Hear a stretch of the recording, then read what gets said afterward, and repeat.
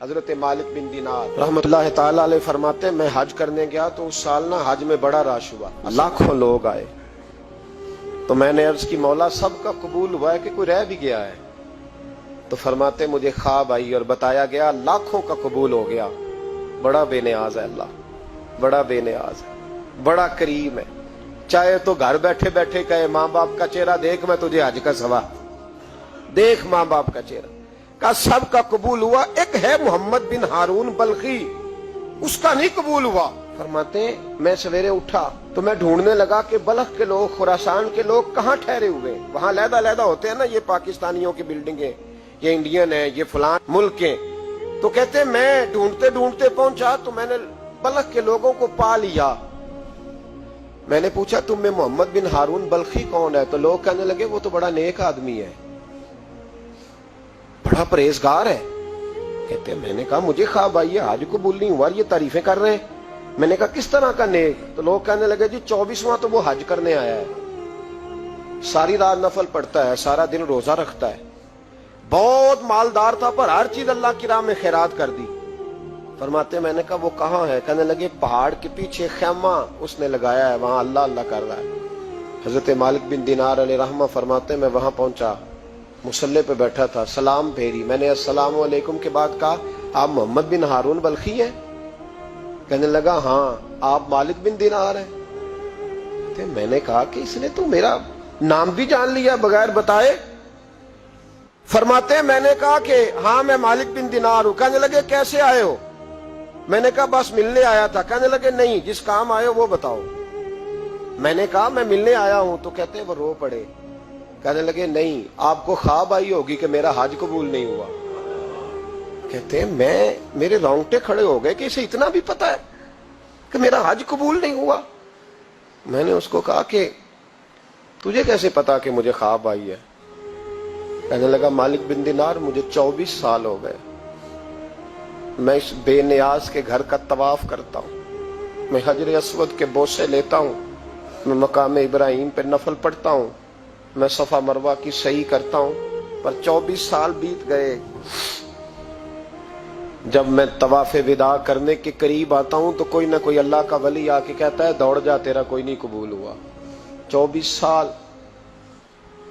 مالک بن دینار فرماتے میں اس کے قریب بیٹھ گیا اور اس کے گھٹنے پہ ہاتھ رکھا، میں نے، بندہ بھی معذور تھا، اس کا ایک ہاتھ کٹا ہوا تھا، چہرے پہ عبادت کے نشانات نمایاں تھے، اور میں نے کہا یار پھر تیرا حج قبول کیوں نہیں ہوتا؟ تو کہنے لگا مت پوچھ، تو مجھ سے نفرت کرے گا۔ میں نے کہا نہیں تو بتا۔ کہنے لگا نہ پوچھ۔ میں نے اصرار کیا تو کہنے لگا اس لیے نہیں قبول ہوتا کہ میں اپنی اماں کا نافرمان۔ کہتے ماں کا نافرمان کیا ہوا؟ تو کہنے لگے اللہ نے دولت دی، جائیدادیں، گھوڑے، زمینیں، میں عیاش ہو گیا، میں اللہ کے دیے ہوئے مال کو ناجائز جگہ خرچ کرنے لگا۔ ماں میری بوڑھی تھی، عبادت گزار تھی، مجھے سمجھاتی تھی۔ رمضان کا مہینہ، عصر کے بعد اماں تنور میں روٹیاں لگا رہی، میں گھر آیا شراب کے نشے میں، اماں روٹی دو۔ ماں کہنے لگی شرم کر، روزہ رکھا نہیں تو جنہوں نے رکھا ہے ان کا تو خیال کر۔ کہتے ہیں یہ لفظ میں نے سنے تو ماں کو ایک تھپڑ دے مارا، اماں جلتے ہوئے تندور میں گر گئی، لوگوں نے مجھے کمرے میں بند کر دیا۔ کہتے ہیں ساری رات میں شور سنتا رہا پر نشے میں پڑا رہا۔ اگلے دن ظہر کے بعد آنکھ تب کھلی جب میری بیوی الماریوں سے کپڑے نکال گئی تھی۔ میں نے کہا کہاں جا رہی ہو؟ کہنے لگی میکے جا رہی ہوں، میں ماں کے قاتل کے ساتھ وقت نہیں گزار سکتی۔ میں نے کہا ماں قتل ہو گئی؟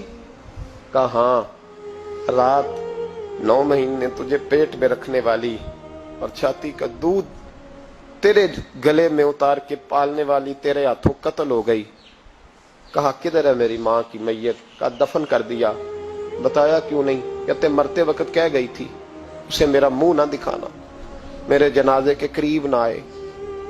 کہنے لگا میں اسی وقت اٹھا جس ہاتھ سے ماں کو مارا تھا، کلاڑا لے کے ہاتھ کاٹ دیا، جائیدادیں، گھوڑے، مکانات خیرات کر دیے، ساری رات نفل پڑھتا ہوں، سارے دن کے روزے رکھتا ہوں، ہر سال حج کرتا ہوں، عرش کا مالک معاف نہیں کرتا۔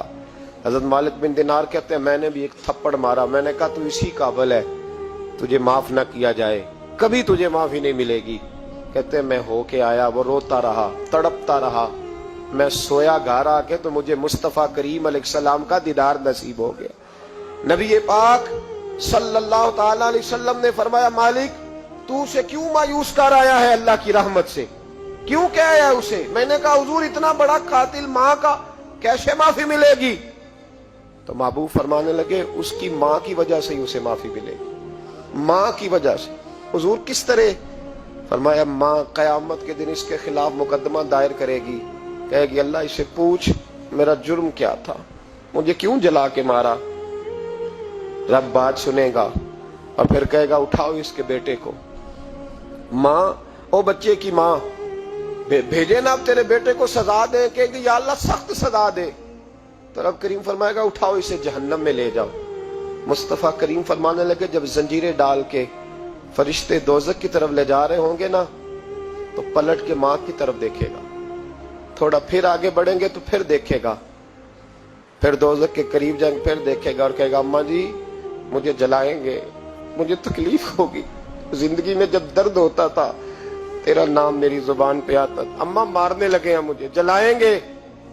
میرے مصطفیٰ کریم فرمانے لگے وہ ماں اسے جلا کے مار دیا، وہ میدان محشر بول پڑے گی، کہے گی اللہ اے اللہ اے اللہ۔ رب کریم فرمائے گا کہ عرض کرے گی مولا میں نے معاف کیا تو بھی اسے معاف کر دے۔ اللہ فرمائے گا اس نے تو جلا کے مارا، تو کیوں نہیں جلنے دیتی؟ حالانکہ اللہ سب جانتا ہے، کہے گی مولا میں تو ماں ہوں نا، کیسے موقع دوں؟ تو میرے محبوب فرمانے لگے مالک اللہ اسے اس کی ماں کی وجہ سے